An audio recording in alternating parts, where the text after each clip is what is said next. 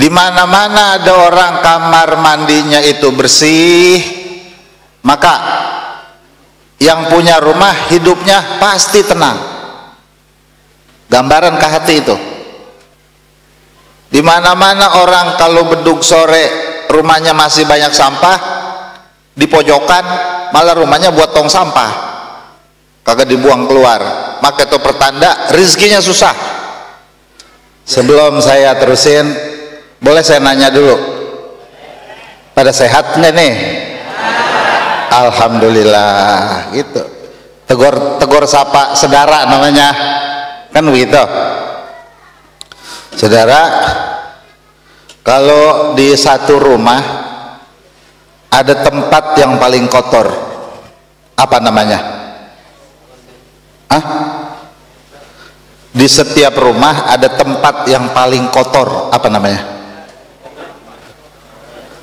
WC. Iya, kamar mandi paling kotor tuh.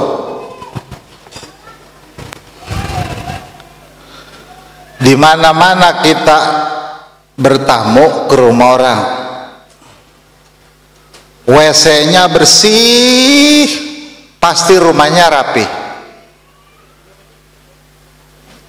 Jadi tolak ukur bersihnya rumah itu kamar mandi. Dan kalau kita nenamu ke rumah orang, atau rumah kita lah, jangan rumah orang mulu ya, rumah kita WC-nya cebrik, lender, banyak banget cucian numpuk, ada yang tawa ya, berarti kena tuh. Berarti itu rumah selain kamar mandinya jorok. Di mana-mana ada orang kamar mandinya itu bersih, maka yang punya rumah hidupnya pasti tenang. Gambaran ke hati itu.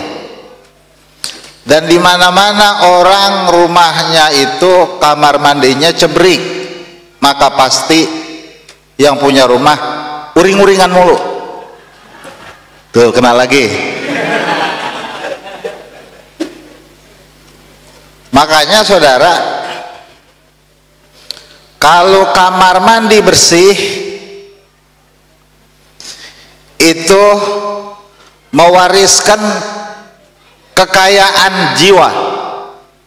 Kasih tahu, yang deket-deket aja deh, yang deket-deket aja yang di rumah kita adanya. Kalau orang kamar mandinya bersih, mewariskan kekayaan jiwa dan gampang rizki. Loh, kenapa? Tuh di hatinya ada yang begitu. Pakai lokan apa? Udah bilangin pakai lokan apa, kan susah nyari ilmu. Kalau orang kamar mandinya cebrik, kotor, itu mewariskan fakir. Kalaupun ada duit kagak berkah. Mengapa? Bagaimana rezeki mau datang sementara rumahnya cebrik? Saya mau nanya, kalau kita datang ke rumah orang, di ruang tamunya, di ruang tamu banyak kleang, enak nggak datangnya? Banyak banget kleang, ada tai lacuk pada nuncro. Ruang tamunya kotor, enak nggak bertamu? Nggak enak. Ini berarti yang kotor bukannya ruang tamu, yang punya rumah gitu, kagersik. Maka rizki pada oga datang itu ngewarisin fakir. Di mana-mana orang kalau bedug sore rumahnya udah nggak ada sampah, maka pertanda rizkinya gampang. Di mana-mana orang kalau bedug sore rumahnya masih banyak sampah, di pojokan malah rumahnya buat tong sampah, kagak dibuang keluar, maka itu pertanda rizkinya susah. Yang singkat-singkat aja. Tapi ini jadi koreksi diri, pantesan gue susah terus gitu ya. Bini gue reda permana, jangan bini omelin lu, kudu sama. Ini mah laki bini juga, dengerin lagi. Di mana-mana kalau datang waktu malam, piring udah nggak ada yang kotor, piring nih malam nggak ada yang numpuk, maka ketahui itu tanda rezekinya bakal gampang. Dan di mana-mana kalau orang malam-malam piring masih pada numpuk, nyucinya besok pagi ya, jadi piring tumpuk-tumpuk, maka tandain itu pertanda rezekinya bakal susah. Mengapa begitu? Segala sesuatu ada alamatnya. Rezeki makan barang gaib, nggak bisa kelihatan. Tiap yang nggak kelihatan dikasih ciri-ciri. Kayak orang metik paya, dari mana tahu paya matang? Kan nggak tahu, karena di dalam dia mah perkara gaib. Makanya sama Allah dikasih tanda. Itu yang malam yang dalamnya rada matang, sama Allah dicat payanya, cat kuning, dikuning-kuningin.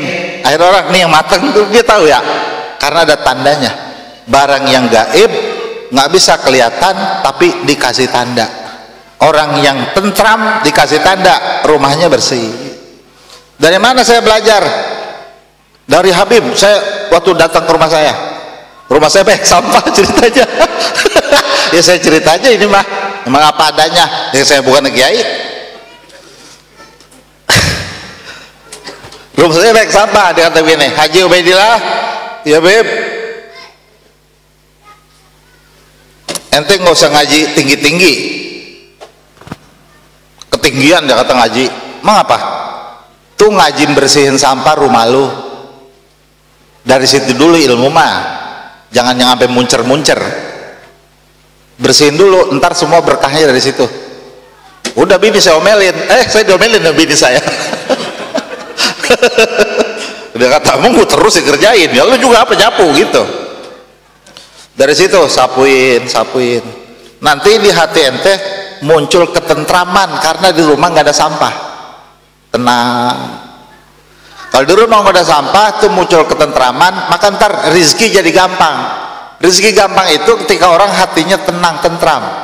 Kalau orang hatinya sumpek, itu bertanda nyari duit juga awang-awangan. Rezeki juga datang sama dia harusnya ogah-ogahan. Emang apa? Mukanya belepit ya, tuh muka belepit 7 begitu, belepit 2 aja jelek, belepit 7 buka. Rezeki mau datang juga ogah tuh begitu. Jadi itu namanya membabit tazkiyah gitu, atau membabit takhalli disebutnya. Bebersih dulu, mau apaan juga. Kalau yang cakep pengen datang, setiap barang cakep datang pasti ke tempat yang bersih, nggak mungkin ke tempat yang kotor.